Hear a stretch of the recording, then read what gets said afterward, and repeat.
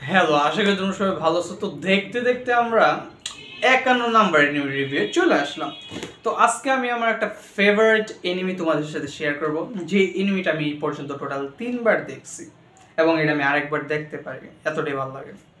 তো এনিমির নাম হইতেছে the dreaming boy is a realist. তো ঘটনাটা কি? ঘটনা হচ্ছে আমাদের যে এমসি থাকে, মানে এমসি মানে কোনো গালই না, এমসি মানে হইতেছে আমাদের যে মেইন ক্যারেক্টারটা থাকে। এই মেইন ক্যারেক্টারটা একটা মেয়ের পিছনে পিছনে সবসময় ঘোরাঘুরি করে। কারণ কি, তাকে যখন কেউ পাত্তা দিত না, একটা মেয়ে তাকে পাত্তা দিত, মানে পাত্তা দিচ্ছিল।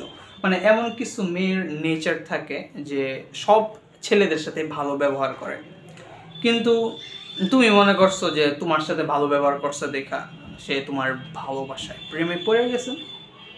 তো ওই যে ভালো একটা ব্যবহার করছিল মেয়ে এই ছেলের সাথে, তো আমাদের এনিমির মেইন ক্যারেক্টার তারপর ওই মেয়ের পিছে একদম ভালোবাসায় পড়ে গেছে। সব সময় এই মেয়ের পিছনে পিছনে ঘুরে, মেয়ে যেখানে যায় সে ওইখানে যায়, সবসময় চায় মেয়ে যাতে তাকে ভালোবাসে, মানে একটু রোমান্টিক টাইপের। আমি প্রথম এপিসোডের বাইরে যেতেছি না, তাই কেউ ভুলেও মনে করে না আমি স্পয়লার দিয়ে দিতেছি। আমি চাই না স্পয়লার হয়ে যাক।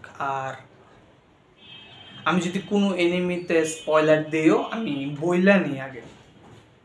তখন কথা হইতেছে ছেলে চায় এই মেয়েটা যেন তাকে ভালোবাসে। তো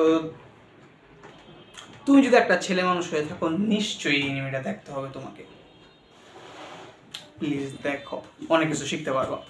তো কথা হইতেছে এই ছেলেটা একদিন কি হয়েছে, তার হঠাৎ করে রিয়েলিস্ট হয়ে গেছে।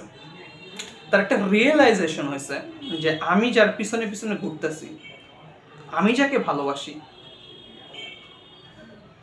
সে তো আমাকে ইগনোর করতেছে। সে কি আমাকে ভালোবাসে? তাহলে আমি শুধু শুধু কেন সময়টা নষ্ট করতেছি? তো একটা মজার ঘটনা আছে, মানব স্বভাব। যখন একটা জিনিস তোমার কাছে থাকে তখন তুমি সেটাকে পাত্তা দেও না, কিন্তু যখন জিনিসটা চলে যায় তখন সেটার মূল্য বোঝা যায়। মনে করো এই যে আমার কাছে একটা মাইক্রোফোন, যে কি বলে যে কথা বলে যে মাইক্রোফোন আছে, মাইক্রোফোনই তো নাম, এটার মূল্য আমার কাছে এখন কিছুই না, কিন্তু যখন ছিল না তখন এটার একটা মূল্য ছিল। এই যে আমার সামনে একটা মোবাইল আছে, আমি এটারে হেলা ফেলা করি, 10,000 টাকার মোবাইল, গেমও খেলা যায় না ভালো করে। কিন্তু যখন আমার কাছে একটা মোবাইল ছিল না, আমি আমার বোনের মোবাইল চালাইতাম, মার মোবাইল চালাইতাম, তখন আমি চিন্তা করতাম আমার 2,000 টাকার একটা মোবাইল দিলে হইব, একটা মোবাইল তো লাগবো। এই হইতেছে কথা। যখন ওই মেয়েটার পিছে ওই ছেলেটা ঘোরাঘুরি অফ করে দেয়, তখন ওই মেয়েটার ভিতরে ছেলেটার প্রতি ভালোবাসা জন্মায়। এটা তোমরা দেখলে বুঝবা। তো আমি তোমাদেরকে বলবো এই এনিমেটা দেখো এবং এই ছেলেটা যা করছে এটা অ্যাপ্লাই করো। কত হইতেছে, তুমি যদি নিজের উপরে কাজ করো, দিন শেষে নিজের উপরে কাজ করো, এক ব্যায়াম ট্যায়াম করো, তোমার যে অসুস্থতা আছে তুমি সেই অসুস্থতা কন্ট্রোল করবা যদি ইনকিউরেবল থাকে, আর যদি কিউর করা যায় তাহলে কিউর করবা।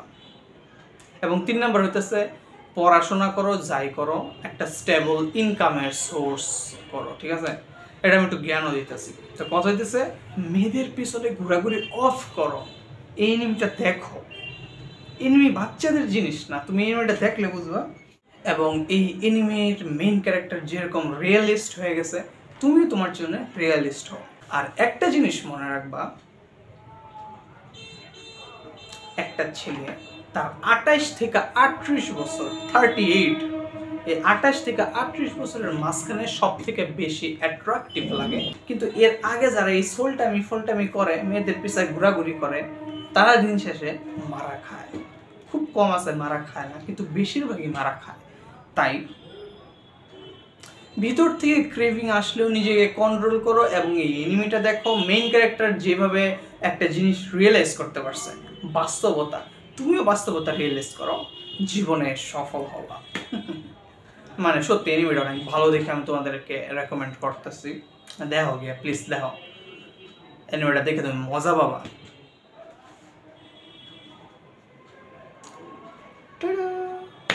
টাটা।